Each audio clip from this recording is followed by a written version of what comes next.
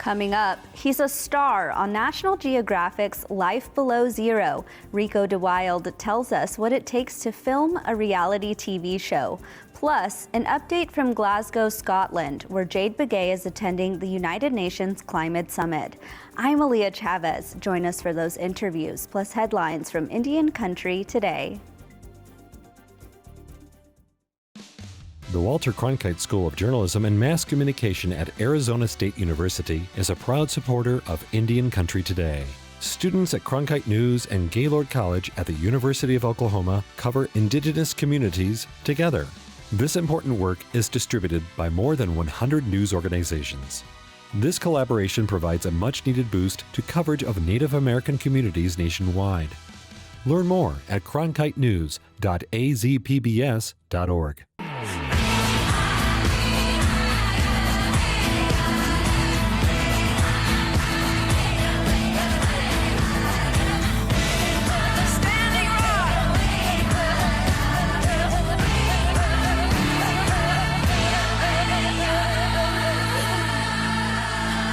This is Indian Country Today. Amarawa Hopa. Thank you for joining us. I'm Aaliyah Chavez. International border restrictions are now lifted, and that's good news for tribes who rely on international tourism. After 2 years of being closed due to the pandemic, U.S. officials reopened the country's borders. In northern Minnesota, the Grand Portage Lodge and Casino posted a message to its Facebook page saying, "Welcome back, we missed you." The message was for its Canadian players. The tribally owned casino is around 50 miles from the Canadian border. Those visitors will get special treatment, like extra points when they gamble and discounts on food and drinks through the end of the month. On the southern border of the U.S., the Fort Yuma Quechuan Indian tribe operates a parking lot where Americans can park and walk into Los Algodones, Mexico, to purchase pharmaceuticals and go to medical appointments. Travelers wishing to enter the U.S. must show a proof of vaccination or a negative COVID-19 test. A corridor of the People's House is looking a little different this month. The White House is celebrating Native American Heritage Month by showcasing the work of Native artists and authors. The ground floor corridor in the executive residence has been decorated with traditional games like stickball. There's also a display of woodland dolls. The artwork was lent to the White House by the Smithsonian's National Museum of the American Indian. Pawi Rivera joined our Tuesday newscast to tell us about his favorite parts. Well, I think some of the highlights that Libby and I both were excited by were some of the cool skateboards that we saw designed by Native artists. We saw, our amazing authors and their Nobel Prize winning books that were on display. We saw. Also included in the exhibit are gifts given to President Joe Biden by various tribal leaders. Well, tribal communities could make millions off of carbon markets, but the catch is they have to be willing to sell carbon dioxide credits in exchange for limiting developments on their own land. Tribal nations are large landowners, and carbon markets would provide additional funds while preserving natural resources because those lands would not be developed for 40 years or more. Critics of carbon markets say the practice will not slow the total amount of greenhouse gases. That's because it allows companies and countries to buy and sell credits while still going over their climate goals. A key issue being debated in Scotland at the COP26 conference is to measure the accounting of those carbon credits in order to make sure that the credits are not just cosmetic. Tom Goldtooth from the Indigenous Environmental Network says that will be hard to do because you can't measure clean air. Brian Van Stippen from the National Indian Carbon Coalition says he favors the voluntary approach to selling carbon credits because it gives tribes more flexibility. You can read more about this story at IndianCountryToday.com by searching for the headline, "Are Carbon Markets the New Gaming for Tribes?" For the first time, a Native educator is being selected as Arizona's Superintendent of the Year. Quincy Natey is Navajo and became superintendent of the Chinle Unified School District in 2013. It is the largest school district on the Navajo Nation. Natey is in his 9th year of leading with record achievements in community involvement and professionalism. He is a lifelong resident of Chinle and was a student of the schools there from kindergarten to high school. He says the pandemic highlighted already existing issues in the school district. And so we learned that broadband is a huge issue that needs to be addressed. And then quickly transitioning from paper packets with the last quarter of 2020 to a one-to-one district buying devices for every student so that we can begin virtual instruction during the last school year. Natey will be representing Arizona in the National Superintendent of the Year Conference, which is put on by the American Association of School Administrators. The national conference will be held in Nashville in February. Congratulations go out to 2 Native journalists for their award-winning reporting. Navajo citizens Colton Schoen and Jonathan Dene won several Emmy Awards Saturday night for their 30-minute special called The People versus the Pandemic. Their documentary was made in collaboration with reporter Nathan O'Neill, and it aired on KOB4, which is Albuquerque's local NBC affiliate. The reporting explores how the Navajo Nation battled the COVID-19 pandemic shortly after it began. Colton Schoen is a morning news anchor at KOB4, and this was his first time winning a Rocky Mountain Emmy Award. Yeah, it was just a really fun experience to go to the Emmys. Obviously, it was one of those nights that I don't think I'll forget anytime soon. But the content matter behind why we were there does make me want to thank everyone for letting us tell their stories, right? It's not about the awards, it's about the journalism, and it's about making sure that their stories are told with compassion and, an honest and real way. The group says they are proud their reporting has been recognized by such a prestigious body. And those are the headlines for Indian Country Today. I'm Aaliyah Chavez. Coming up, how present has Indigenous knowledge been at the COP26 climate conference in Scotland? Jade Begay tells us more. But first, he's a Koyukon at the Baskin reality TV star. Ricko DeWilde joins us next.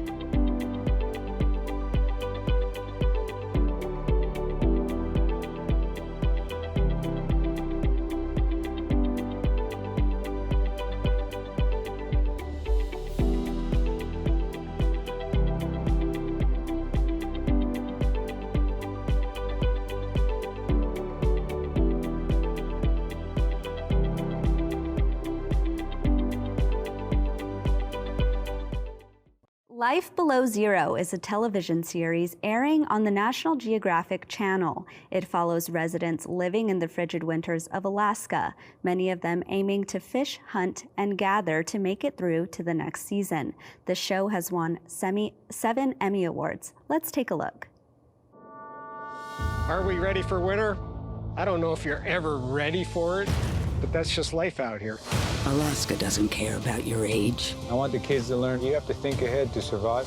Or your years of experience. You think you have control, think again. Up here, the only number that matters is measured in degrees. Temperature drops, it's game over for you. Ricko DeWilde is a star on the show. He is a Koyukon at the Baskin and has been a cast member since 2018. He joins us now to tell us about his experience. Hi, Ricko. Hi, how you doing? Good, thank you for asking. So tell us, how did you make it on a show like this?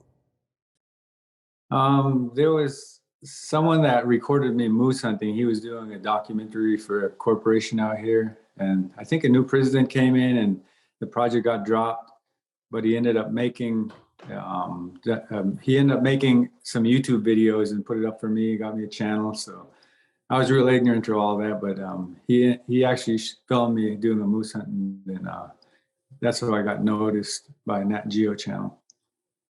And the show Life Below Zero actually takes a look at your everyday life. And I could imagine that that is pretty interesting, given that sometimes when you work in television production, you have to start a scene and then stop a scene and start again and stop. Tell us, what is that experience like with the life that you live in particular?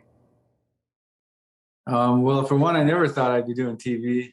Just I grew up living in the woods with my family, and everything is pretty second nature to us. All the survival stuff. So um, filming with the film company kind of offers me an outside perspective of what others see of it in this lifestyle. And yeah, it's hard though with the film crew sometimes because they do stop you and they slow you down. And also you're dealing with up to three film people and one safety guy for them. And sometimes, most of the times, they're not used to the Alaskan climate and driving snow machines and just watching out for dangers out there, like places that might have open water in the winter or maybe grizzly danger in the summer. So it's a lot of thinking for others while I'm doing it. It does slow me down, but it also slows me down in a good way too, because they like to have me speaking with my kids more. So kind of in our culture is like just watch and learn. But I think as a parent, it helped me slow down and engage my kids a lot more and help me become more patient with my kids. So that's one of the good sides of it. And that's a part of the show that I know that a lot of people love to watch about you, is that you integrate your kids into the television show. Tell us, are they excited to be on TV? Does it hit them that they're on, a TV show? I think at first it's a big deal when they're getting ready to do it, but after the mics go on and the camera crew is following us, they tend to forget about it a lot quicker than I do. And especially the younger ones, like my 4 or 5-year-olds, and they forget about it after a while and they're just themselves. So seeing my kids watch themselves on TV for the first time is exciting because they like that part. And how does your community and your greater family react to the fact that, as you mentioned, this is kind of your everyday life, but now millions of people get to also see what it looks like? I get some of that, but I mean, for the most part, I don't really talk about it when we're in the community. I mean, it's a big deal around here in Huslia and of course in the other communities that I'm on TV, they might ask about it, but I'm not really trying to talk about it too much when I'm around them, and just more myself, I guess. Everybody get used to it. And something I try to do anyway is not try to talk about it too much when I'm hanging out with my friends, because, nobody wants to be that guy. I want to talk about the idea of Native representation on the screen on a grander level. I think you might be one of a handful of Native people who has a regular appearance on a show like this. What does that mean to you to be able to represent Native and Alaska Native people in that way? I think it's a big honor for me to be able to portray our people and just doing our everyday life out here and bringing that positive side to the greater masses of this world. And I think National Geographic and British Broadcasting, the ones that produce it, they've done a real good job of portraying our culture in a natural light and really showing the positive side of our culture. And I think it's important. I feel honored to do it because growing up, a lot of times we look at like outside stars, like basketball stars, musicians, and all that. And sometimes we tend to lose touch with our culture, or like we're trying to escape our culture. And we're kind of like a forgotten race, I feel like, with Native Americans. And for the big networks to come in and show our life and show us portraying our life with a lot of pride, I think it brings pride to me and my people. So I'm really honored to be part of it. And what's really interesting is the subsistence lifestyle that you practice is what your ancestors have been practicing for thousands of years. And so I could imagine that it, as you mentioned, is like second nature to you.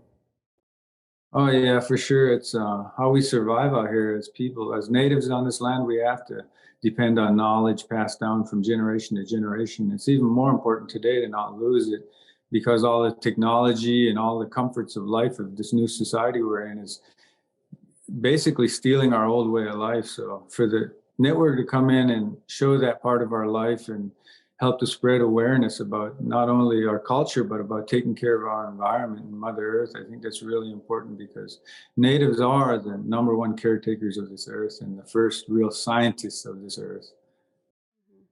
Later in the show, we are going to get an update from Scotland about the climate conference. And I want to ask you about what changes you're seeing in Alaska. Have you seen significant changes? And if so, what does that look like? Global weather change out here is the real thing. And you're living out here, you'll you live by the land, you live by the weather, and it's something you can't just ignore. And global weather change is real. Every winter is kind of different. I think this winter, actually this summer, it just rained and rained and rained for a long time, and it was kind of cold, and it would hop up to 90 degrees and back down to rain. And then we had high water this fall, which was unusual, late into the fall. And it's been real warm, probably the warmest winter I've seen start. And it's starting to clear up finally. And it's like 10 above out there, which should be about 10 below. Hasn't gotten cold yet. The rivers, we can't cross them still. It's November 9th right now. And usually we're traveling, we're crossing the rivers with our snow machines or walking, whatever we have to do to get around. And not seeing it this year. But like I said, it's real bipolar. It can really plummet. And then one day it could be 40 below, next day it could be 30 above and starting to rain a little bit. So that's the biggest difference I see is the changing weather is rapid from day to day. It's hard to predict the weather. And also the river where I grew up on always had clear water, and I'm starting to see it's more like a tan color. It doesn't taste the same. And I think that's because of all the permafrost melting and seeping into the rivers throughout the year. I want to switch gears because we only have a little bit of time left, but I want to talk about Life Below Zero First Alaskans. What is it, and tell us more. Life Below Zero First Alaskans is a show coming up, and it's all Native American casts, all Alaska Native casts, and I'm really excited to hear about it. I did a little help. I helped a lot actually looking for casts for that show, and I think it's really important for our people to have representation like that. And like I said, National Geographic has been real good about portraying the positive side of our life and the real side of Native American culture on a big stage. And that's something I've never seen happen before. So I'm really excited about First Alaskans, Life Below Zero, all Native American cast. And when you were looking for these cast members, was it as easy as calling a cousin or, an old coach or something like that? I imagine it was pretty easy to find Alaska Natives. Yeah, it was real easy. There's a lot of good, solid there's a lot of natives out here that I thought were real solid for cast. And I gave them a lot of names, but they have to pick and choose through all of them. I wish all of them could have made it on because there's real solid people out here that really know a lot and has a lot of knowledge that was passed on to them. So exciting to do it, but also disappointing in a way when I find out certain friends of mine didn't make it on. I can't help but wish the best for my fellow natives. And very quickly, do you have any idea of when that will air? My guess I'm guessing the First Alaskans will probably air around August or September of next year, but don't quote me because I really don't know what happens after they film us. All righty. Well, Ricko DeWilde, thank you so much for being here. Thank you. When we come back, we visit Glasgow, Scotland to talk to a Native organizer taking part in the COP26 Climate Summit.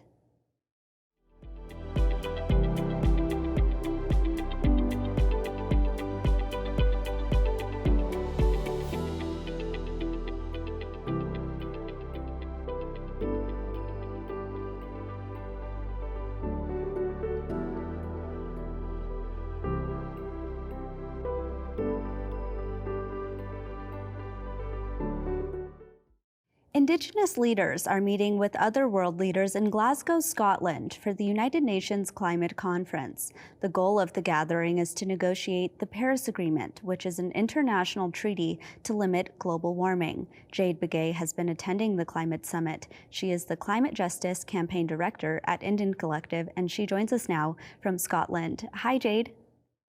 Hi, thanks for having me. It's great to be here. Can you give us an idea of how much Indigenous knowledge has been present at COP26? Great question. So this is actually one of the first years where traditional knowledge keepers have been invited into the official UNF, the United Nations Framework Convention on Climate Change, within the local communities and Indigenous peoples platform.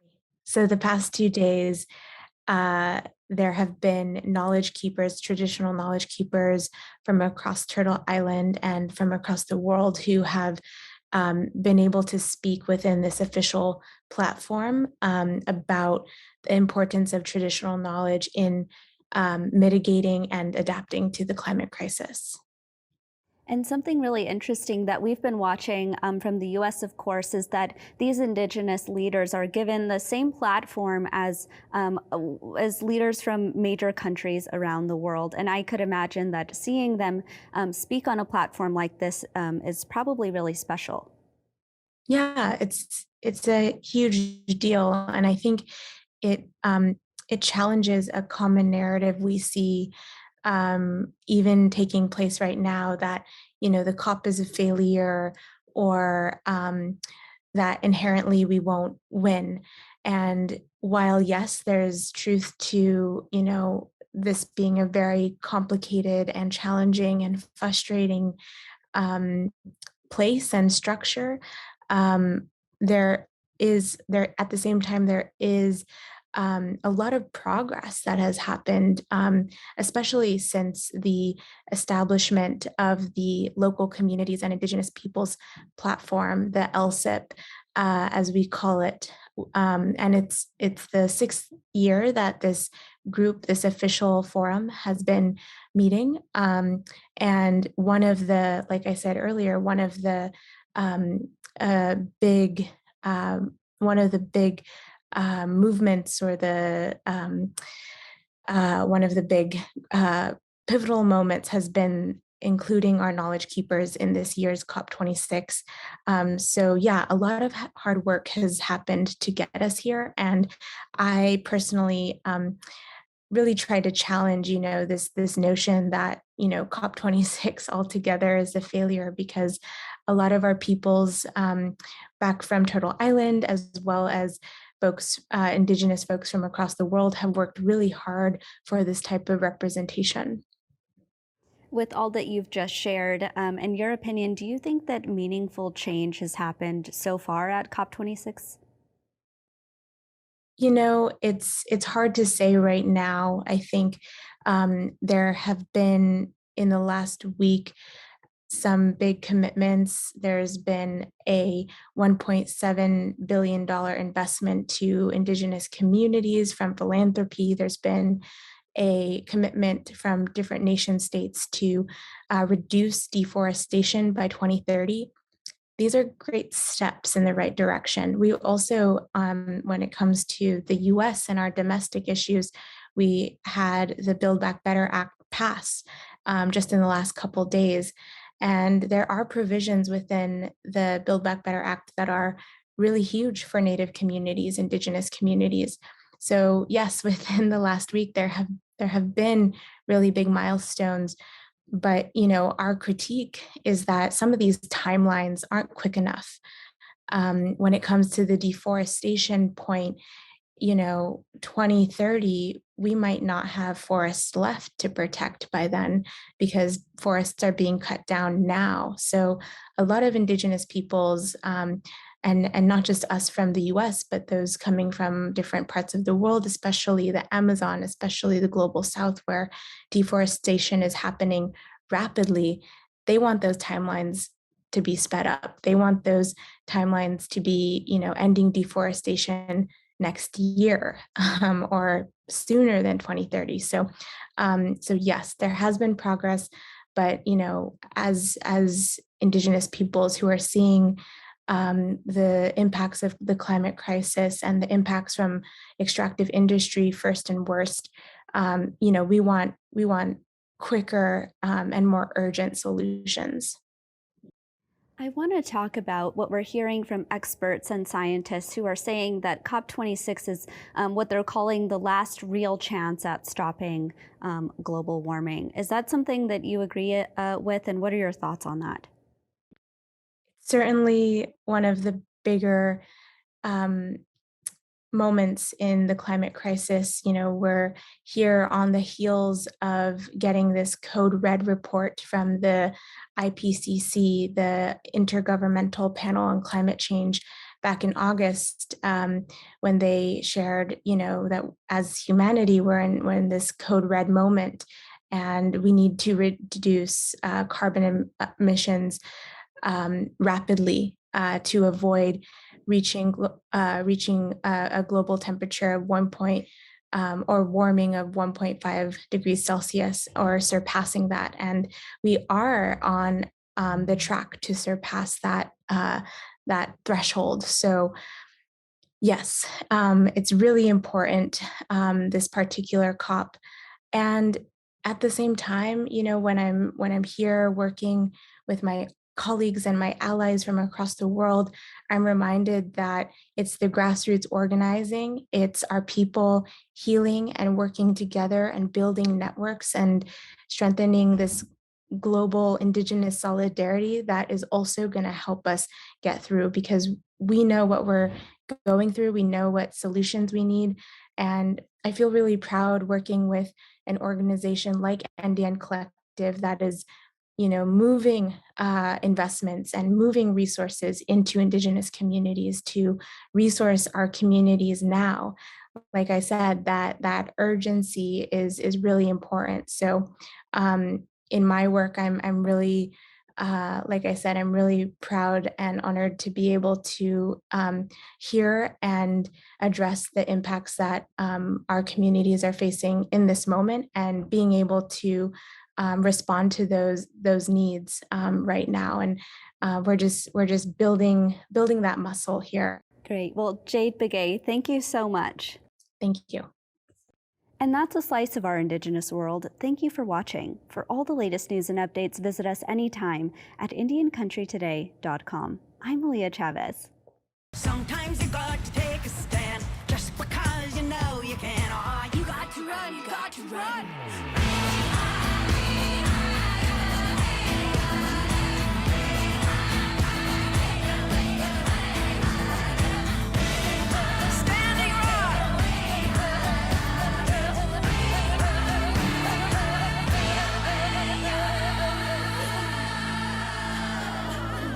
This is Indian Country Today.